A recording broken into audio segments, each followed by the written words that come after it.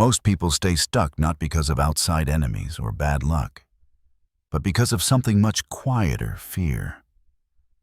Not the dramatic kind, but the subtle, constant tension. Fear of being judged, of failing, of losing what they have. We give it nicer names: anxiety, insecurity, doubt. But Machiavelli would call it by its true name: mental obedience. Fear isn't just a feeling. It's a system installed, conditioned, repeated. It's been wired into your nervous system by culture, by weakness, by memory. And unless you dismantle it from the source, you'll always bow before you act. This is Machiavelli's neuro-conditioning method, a brutal, precise mental rewiring process. It isn't about healing. It doesn't involve journaling or feel-good routines. It's not here to make you feel better. It's built for the man who doesn't seek comfort, he seeks power. And that power begins by erasing fear at the root. Modern men tend to think fear is natural. Machiavelli would say otherwise. Fear is taught. It's passed down from timid parents who told you not to stand out, from teachers who punished confidence, from friends who mocked boldness, from failures you never reinterpreted, and from a society that thrives on your hesitation. Fear isn't your flaw. It's your programming. That means it can be rewritten. But before that happens, it has to be exposed. Most men think they're strategizing when really they're avoiding fear while pretending to be logical. It's not the right time. I'm being realistic. I'll wait until I'm ready. That's fear in a nice suit. It sounds mature, but it's the same stall tactic. Machiavelli would say the mind has to be hardened before it can be sovereign. Not inspired, not pampered, hardened, cold, trained. This is the first transformation. You are not fear. You're simply experiencing fear, and that experience is data. Stand outside of it. Observe it. Don't narrate it as personal truth. Instead of saying I'm scared, say fear is present. Instead of I'm anxious, say there's a signal here. Let's decode it.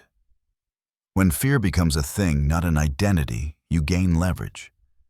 Things can be adjusted. Identities trap you. The average man tries to push through fear with willpower. The Machiavellian man dissects it. He inspects the wiring. Because most fear is a broken loop, just echoes from the past blaring like a malfunctioning alarm system. Your job isn't to argue with it. It's to cut the power. And the only way to shut it down is to stop feeding it. Fear lives off your response, your hesitation, your avoidance, your overanalysis.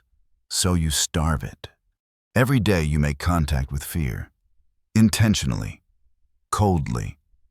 Not once in a while. Not when life forces your hand. Every single day. You confront it deliberately. You say the uncomfortable thing. You post the thing you're scared people will mock. You enter the conversation you've been avoiding. You break the rule you've obeyed without question. And you do this not for thrill, but for transformation. You're not chasing adrenaline. You're conditioning your system to become immune. Because the more often you touch fear, the less power it holds. Eventually, the circuit stops firing. That isn't courage. That's coding. Your brain follows patterns. Right now, fear shows you a nightmare rejection, shame ruin. That imagery creates paralysis. So you flip it. This is Machiavelli's inversion strategy. Every time fear speaks, you respond not with resistance, but with reprogramming. If fear says, if you say this, she'll leave you, say good. Let her leave. The next one will value silence. Then you visualize it. Her walking away. You unbothered. Fear says if you fail, they'll laugh. You respond, let them laugh. I'll return sharper. Their silence will be louder than their mockery. Then you imagine the silence. You feel the shift. You're not running from fear. You're overriding its emotional script. This is visualization with edge, not to feel better, but to dominate. Fear will never fully disappear until you install something stronger in its place. Nature hates a vacuum. If you take fear out, you have to fill that space with code philosophy that overrides fear on contact. Code like pain is proof I'm exiting average. Or, if I lose it all, I become unbreakable. Or fear is the final trick of the week. These can't be motivational quotes. They must become your mental software. Installed, defaulted, repeated, until your nervous system obeys them more than it obeys fear. Machiavelli wouldn't journal about his fears. He wouldn't talk it out. He'd rewrite his internal script until fear felt ridiculous to obey. Because the moment your beliefs are colder than your fears, the fear dies without a fight. This isn't motivation. It's warfare. You're reformatting a mind corrupted by comfort school trauma and emotional indulgence. And Machiavelli's method doesn't apologize for that process. It demands it. He wouldn't ask you, "How do you feel?" He'd ask, who owns your fear, you or your enemy? Because fear isn't neutral. It's leverage. It's power. If you're not destroying it, someone is using it against you. That's why it starts now. You stop labeling fear like it's an identity badge. You stop expressing it like it's a story that needs to be heard. You treat it like a data point in a machine-code clinical irrelevant. The day fear stops dictating your movement is the day you start reshaping the world around you. You weren't born afraid. You were conditioned to be. Moments. People failures, you didn't understand them, so your brain built protective loops. Now those loops activate without your permission. They hijack your voice, your posture, your timing. They interfere the moment you're about to move. Machiavelli's method doesn't coddle those loops. It scorches them. Because fear isn't something to gently work through. It's something to override. You override it by going deeper past analysis, past emotion, into the raw system that lets it exist. Your imagination is your most dangerous weapon. But when fear hijacks it, it becomes a torture device. What if I fail? What if she leaves? What if I'm laughed at again? These aren't thoughts. They're emotional simulations. And your body reacts as if they're happening now. Your pulse shifts, your breath tightens, your spine bends, your voice weakens. Machiavelli would never allow this. Because the man who suffers imaginary disasters becomes paralyzed by real ones. The fix, starve the simulation. Respond to every what if with 2 words, so what? What if she leaves? So what? What if I'm rejected, so what? What if I lose everything, then I rebuild? Better. So what isn't arrogance, it's neurological control. You cut the fuel line to fear's engine. No drama, no debate, just a clean shutdown. The mind panics, then goes silent. That's silence. That's not emptiness. That's power. That's space to move. Modern culture has taught you to nurture fear, to talk softly to it, to say it's okay, I'm safe. I'm allowed to feel this. Machiavelli would call that mental treason. Because every time you soothe fear, you strengthen it. You teach your mind that fear deserves attention, deserves space, deserves your obedience. Instead, you need to condition your brain to punish fear. Not emotionally, mechanically. Every time a fear-based thought appears, you trigger a micro-response. You cut the sentence off. You clench your fist. You stand taller. You say out loud, cancel. And you act immediately. Why? Because fear must be taught that it has consequences. This isn't about violence. It's about conditioning. You train your mind to associate fear with discomfort, not safety. And over time, the brain gets the message, fear equals punishment. It no longer feels safe to generate those thoughts. So it stops. The fear stops appearing. This is high-level neuro-conditioning. You're not just reacting differently. You're reprogramming the system that generates fear in the first place. The goal is not to feel brave. The goal is to become the type of man who doesn't hear fear anymore. And here's the key.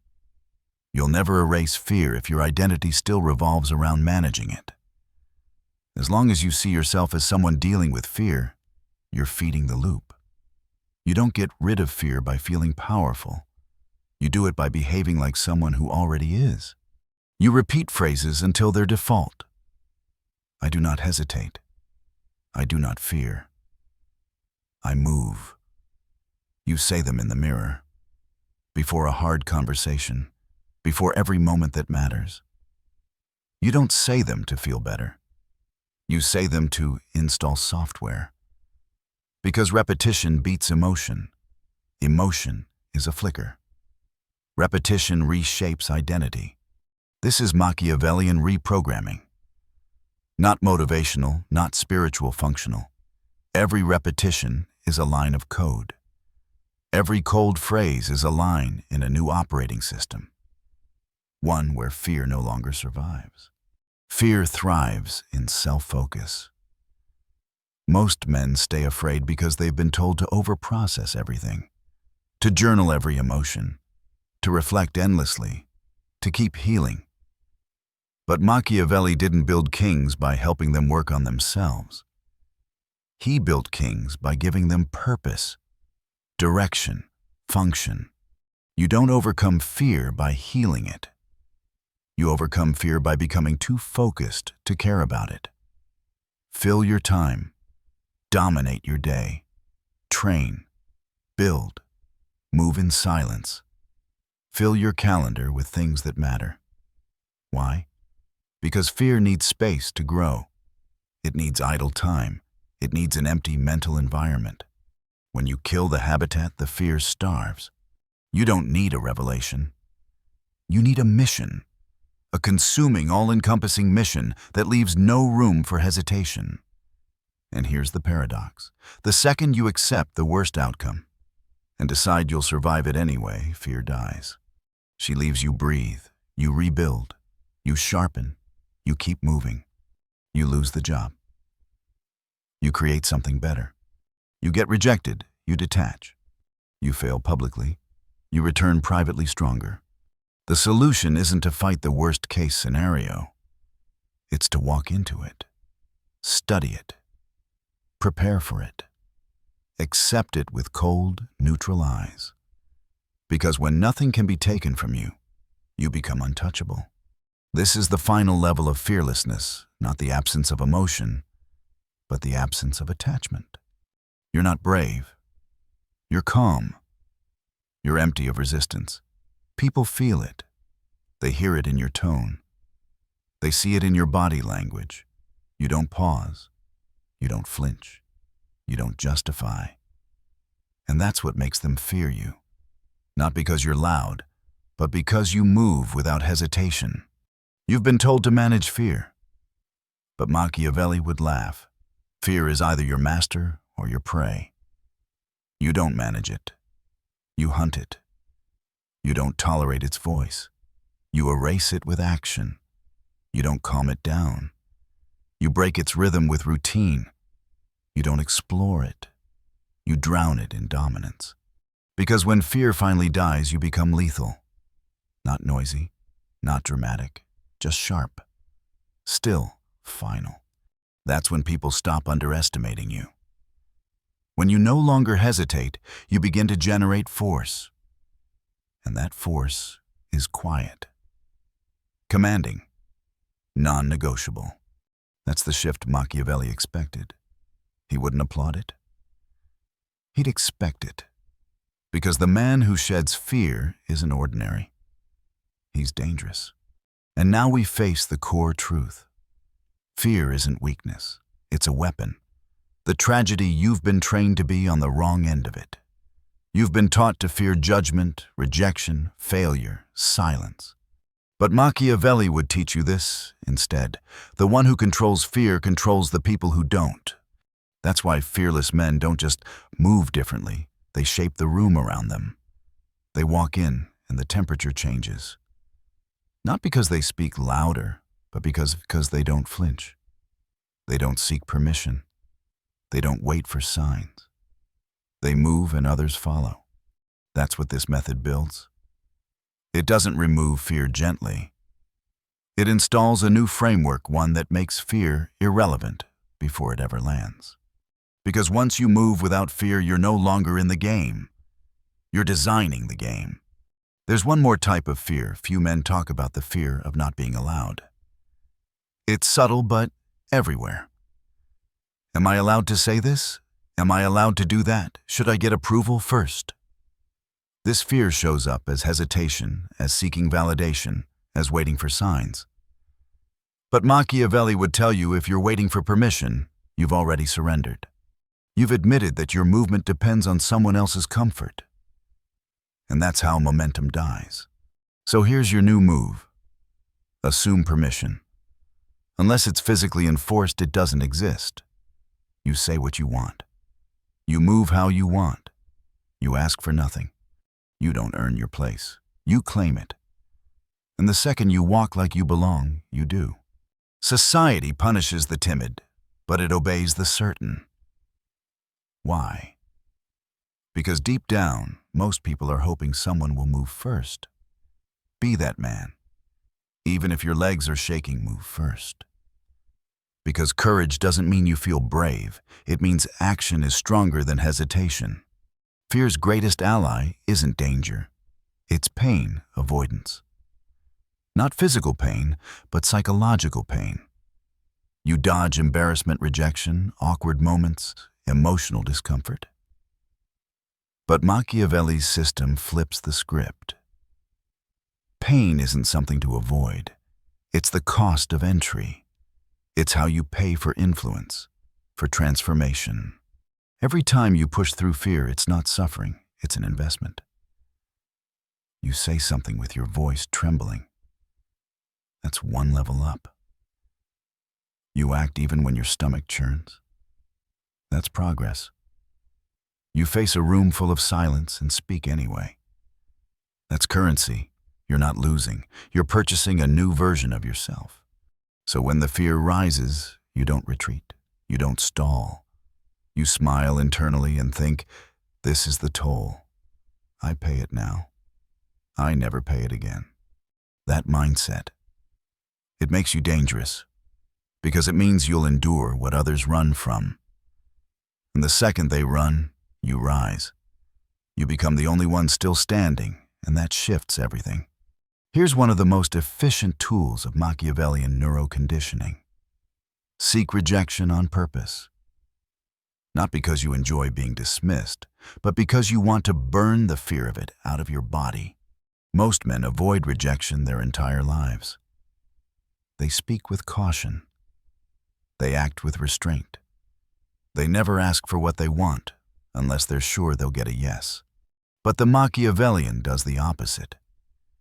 He walks into rooms where rejection is likely. Why? Because after the 10th, 20th, 50th rejection, something changes. It stops stinging. It becomes white noise.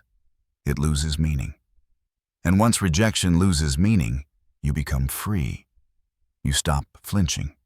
You stop hesitating. You ask. You act. You command. That level of detachment terrifies people. Because most men are wired to seek approval. And when you move without that leash, you become unpredictable. And unpredictability is power.